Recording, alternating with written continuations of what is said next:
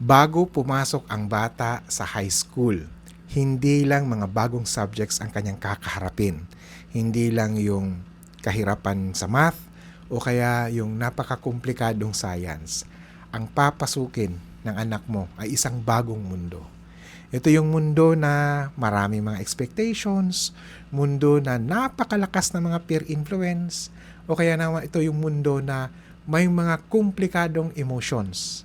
At ito rin yung mundo na sobrang malaki ang pressure sa identity. Welcome to another positive parenting topic, at sa araw na ito ay pag-uusapan natin ang tungkol sa life skills sa mga batang tutuntong sa high school life. At kung first time mo pa sa channel na to at hindi ka pa nakapag-subscribe, please do subscribe and like our channel, ang Positive Parenting Matters. Alam naman natin sa edad na 13 to 15 years old, dito na nagsisimulang magtanong ang isang bata. Ano ba yung mga tanong niya? Sino ba talaga ako? Saan ako belong? O kaya, paano ko haharapin ang mundo? Bago pa kasi sila dapat pumasok sa high school, may mga life skills na napakamahalaga na dapat maituro natin ito sa kanila bilang mga magulang. Hindi ito subject na kailangan mong mag-exam o kailangan nilang mag-exam.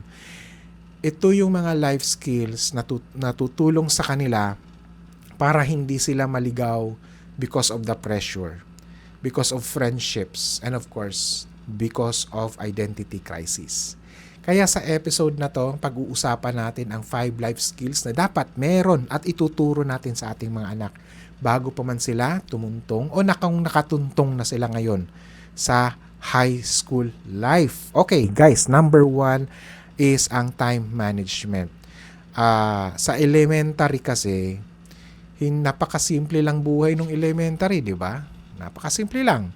Okay, pagdating sa high school, biglang dadami ang gawain, assignments, group projects, may mga extracurricular activities pa, mayroon pa mga social distractions. Ano yung social distractions? Siyempre, social media, yun, pinaka topmost na mga distraction yun. At dito ngayon lumalabas ang isang napakamahalagang skill. Ito yung time management.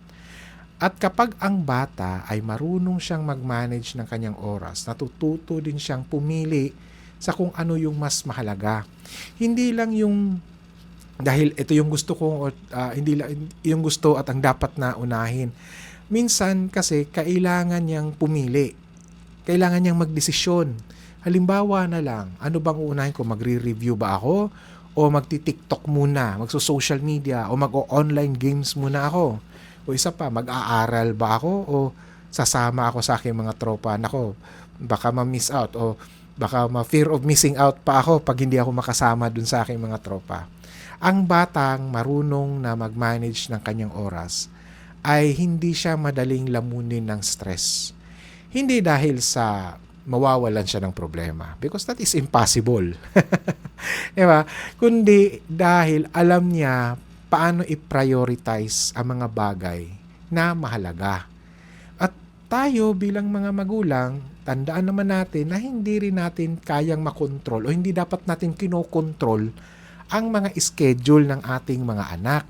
Ang mas mahalaga na dapat gawin natin ay ang turuan sila mismo paano magplano ng kanilang oras. O halimbawa, paano ba gumamit ng planner? O regaluhan mo ng planner yung anak mo. O, di ba? O kaya gumawa ng weekly schedule. Isulat yung weekly schedule. Mahalaga 'yon. Hindi lang, di ba? Nasa isip, mini-memorize. Hindi, either ilagay sa cellphone, sa kanyang gadget o kaya naman sa notebook. O ito pa, mag-set ng priorities. Hindi natututo kasi kapag natuto kasi yung anak mo na mag-manage ng oras habang bata pa siya, dadalhin niya itong life skill na to hanggang sa kanyang pagtanda. At ito yung life skill na sobrang napakamahalaga when they reach the adulthood stage. Okay? Sige, number 2 naman ay ang handling peer pressure. Ito yung meron siyang tapang, no? Meron siyang tindig na siya lang kaya niyang maging stand alone. Okay? Sa edad nga teenager kasi, alam nyo, napakalakas talaga ang pangangailangan ng pagiging, na magkaroon ng belongingness. O, saan ako belong? Natural yon. Baka kayo ha, mga magulang, magtataka, ay, mga anak ko, bakit ganun yung kanyang struggle? Guys, sa mga parents na katulad ko, pinagdaanan din natin ito noon. Imposible kung hindi mo to pinagdaanan. Lahat tayo dumaan sa ganitong stage that we also feel to be belong to a certain group, to a certain people. No? Gusto rin natin.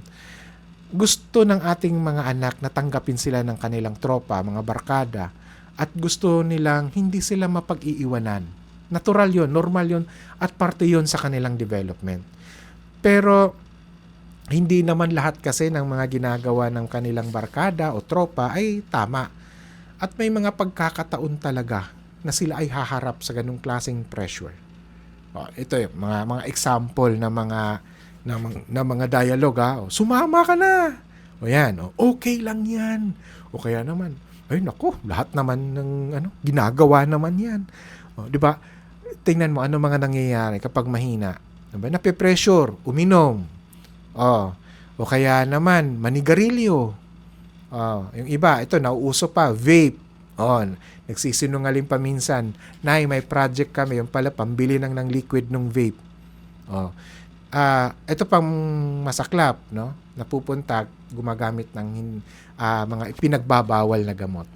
Dito pumapasok ngayon, kapag naging maayos yung ating teaching sa ating mga anak, dito pumapasok ang isang napakamahalagang skill, ang the courage to stand alone. Hindi siya natatakot. Paninindigan niya dahil yung values ang pinapahalagahan niya. Yung turo ng kanyang mga magulang ang mas mahalaga sa kanya. Turuan natin yung mga bata natin na yung tunay na kaibigan, hindi pinipilit na maging ibang tao ang kanyang kaibigan. Dapat ituro natin sa kanila para matuto silang pumili ng tamang kaibigan. Hindi lang basta kaibigan. Hindi dahil, ay maganda yata sa grupo na yon. Hindi. Kundi dapat natutunan nila ito na hindi ka dapat pinipilit na gumawa ng bagay na labag sa mga values mo. At minsan, alam nyo, totoo naman to no? Minsan kasi talagang mahirap din maging kakaiba kapag hindi mo kasi sinunod yung tropa mo, nabubuli ka. O kaya naman, out of place ka na. At totoo yun. Masakit, hindi ganun kadali. Pero yun nga, kahit na ganun pa man, pero pag may life skill yung anak mo to stand with courage, to stand alone, kung ano yung kanyang values, paninindigan, yun, isang life skill yun. At siguradong kapag meron ganun yung bata, sigurado yan, magtatagumpay yan. Ang batang marunong na tumanggi sa mga peer pressure kasi, ito yung kanyang emotional backbone. At ang backbone na ito, ang magpoprotekta sa kanya sa mga maraming maling desisyon sa buhay. And because of this emotional backbone, I'm sure, pretty sure, yung anak mo, magtatagumpay yan pagdating ng panahon. Let's go for the number 3.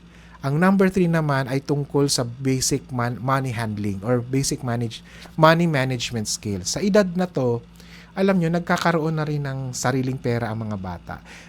Ito kasi, ang mga bata, syempre may allowance, o kaya mga pakimkim sa birthday. Pero alam nyo, ang maraming mga kabataan ngayon na nasa high school stage, marunong na silang kumita online. May mga online gig, online jobs. Gumagawa sila. Ay, iba nga, nagiging content creator pa nga. Kumikita sila doon ng malakihan.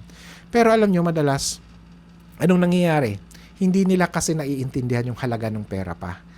Minsan, ano bang nangyayari dito? Ngayon, kumita o kaya may baon. Pagka bukas, wala na, ubus na. Kasi nga, hindi pa ganun, wala pa ganung kaalaman.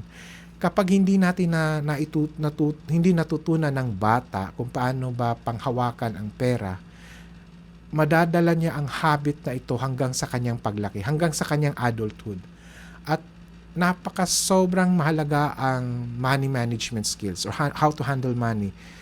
Dapat matutunan nila yung ano ba yung mga wants, ano ba yung mga needs, magkano dapat ang gagastusin, magkano dapat ang iipunin o magkano dapat ang aking gagawing savings. kapag natutunan ng bata ang budgeting, alam nyo, natututo rin siya ng isang napaka long term na habit sa buhay. Alam niyo kung ano to? Natutunan niya paano maghintay. Matutunan niya paano magplano. At ito, paano mag-control ng mga impulses.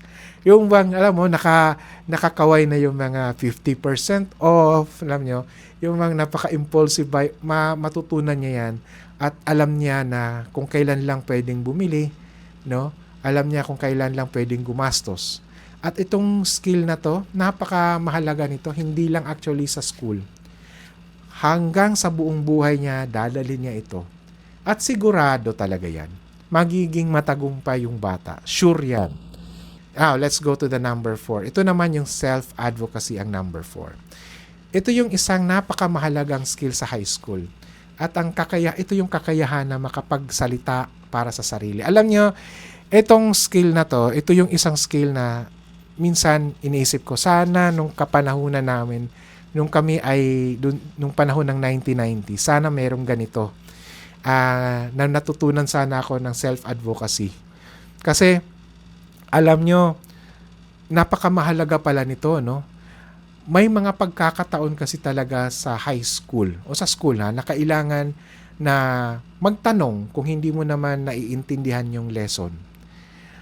Humingi ng tulong kung kailangan o kaya naman magsabi ka kung merong unfair situation. Nung mga kapanahunan kasi natin, nung 1990s, hindi tayo natuturuan ito. Kapag kaya kasi nagsasalita, tayo ang masama at pinagbabawalan tayo. Ngayon kasi, meron talagang pulisiya at pinopromote at ini-encourage ang mga bata na magsalita. Mahalagang matutunan nila ito. Ang pagsasalita patandaan natin mga magulang, mga teacher na nanonood sa video na to, hindi ito kabastusan. Hindi ito disrespectful. Okay? Ang pagsasalita ay ang tinatawag na self-advocacy. Okay? I repeat. Ang pagsasalita ay self-advocacy. Halimbawa, marunong ang batang magsabi na, Ma'am, alam ko hindi ko po ito naiintindihan. Ang pagsasabi ng ganyan ay hindi siya kahinaan. At sa totoo lang, ito ay katapangan. Hindi yan kahinaan. Ang pagsasabi at pagpapahayag ng kanyang sariling opinyon, ang pagpapahayag ng kanyang sariling pananaw ay hindi kahinaan, hindi rin kabastusan. Ito ay advocacy kung tawagin. Ang batang marunong magsalita ng may pagrespeto ay talagang handa siya sa totoong buhay. Alam nyo ito, para lang sa kaalaman ng lahat. Ang mga batang nasa high school level, sa panahon ngayon, sila yung mga kabataan na sumasali sa mga iba't ibang advocacy activities. Ano ba itong mga advocacy activities na to? Isang halimbawa, yung advocacy on the prevention of teenage pregnancy o kaya naman advocacy sa pagpopromote ng karapatan ng mga kabataan. Ang mga bata kasi ay hindi lang sila recipient o hindi lang sila subject for protection. The children, the teenagers, the youth are catalyst of change. Kaya sila ngayon ay ini-encourage to be part of the advocacy. Kung tayong mga magulang ngayon na nabubuhay pa sa unang mga panahon, baguhin na natin ang ating mentality. Kasi sa panahon ngayon, ang mga kabataan kailangan na nilang tumindig at maging parte, maging catalyst sila mismo sa mga pagbabago sa lipunan. Dapat magiging parte sila sa pagbabago o sa pagresolba, sa pagiging solusyon dun sa mga problema na apektado sila bilang mga kabataan. Again, let us not look at the children as mere recipients. Hindi lang sila recipient. Mga politiko dyan na nakikinig, please, let us partner with our children because they are not recipients. They are catalyst of change. Okay po? Panglima na skill ay ang emotional regulation. Ang teenage years kasi ay panahon ng matinding emosyon. Tanggapin natin yan. Kapag inabot na ng bata yung teenage years, nako, ang daming nangyayari dyan. Rejection. Ito pa, comparison. Kinukumpara nila yung sarili nila sa iba. Lalo na dahil sa social media, ay nako, yung classmate ko, yung kaibigan ko, ay siya ganito, may ganito. Ako wala. Friendship conflicts, syempre awayan ng mga tropa, best friends, hindi nawawala yan. At napagdaanan mo din yan, sigurado ako. Ha? And of course, academic pressure. Pinipressure din ng mga magulang. Pressure din syempre sa mga kaibigan. So hindi, tanggapin na natin mga magulang, hindi natin kayang protektahan ang ating mga anak sa mga lahat ng mga sakit at mga disappointments. Pero maaari natin silang turuan kung paano kontrolin ang kanilang sarili sa gitna ng emosyon. Ang emotional regulation ay hindi ibig sabihin na hindi na sila magagalit o hindi na sila malulungkot. Hindi yon. Ang ibig sabihin lang ng pagkakaroon ng emotional regulation ay marunong silang huminto kung kinakailangan na. Kung kailangan nilang huminga muna para ma-relieve yung stress at toxicity sa buhay. At mag-isip bago mag-react para kalmado. Ang batang marunong mag-pause sa gitna ng gulo, sa gitna ng toxicity, sa gitna ng stress, ay siya yung matatag na bata. Kaysa yung bata na bigla na lang sumabog yung emosyon dahil sa kaka-react. Ang tunay na, at ito yung tunay ito yung tunay na emotional strength. As a parents right now, I want you to reflect. Okay, mag-reflect pag nilay-nilayan natin. Hindi natin kayang alisin ang lahat ng mga hamon, ang lahat ng mga challenges sa buhay ng anak natin. Pero, kaya natin silang ihanda. Ang goal natin ng mga magulang, ang pagpapalaki natin sa ating mga anak, ay hindi yung gawing madali sa kanila ang mundo. Ang goal natin ng mga magulang ay ang palakasin sila para harapin nila ang mundo. Bago pumasok ang anak mo ngayon sa school, tanungin mo yung sarili mo, notebook lang ba ang kailangan ng anak mo? O dapat may dala rin siyang disiplina, may dala rin siyang tapang, may dala rin siyang self-control, at dapat may dala rin siyang self-confidence o kumpiyansa man lang sa sarili. Kasi ang batang may tamang life skills ay siya yung bata na hindi madaling maligaw. Kahit gaano pa kahirap ang mundo, kahit gaano pa kahirap ang pressure, na kung ano man yung papasukin niya, kaya niyang mag-survive. Kung nagustuhan mo ang video na to at meron kang natutunan, please like and share this video at please wag mong kalimutan na mag-subscribe sa ating YouTube channel at i-click mo din ang notification bell. Kaya hanggang sa susunod na topic at hanggang sa muli ay magkita-kita tayo. God bless everyone and thank you for watching this video.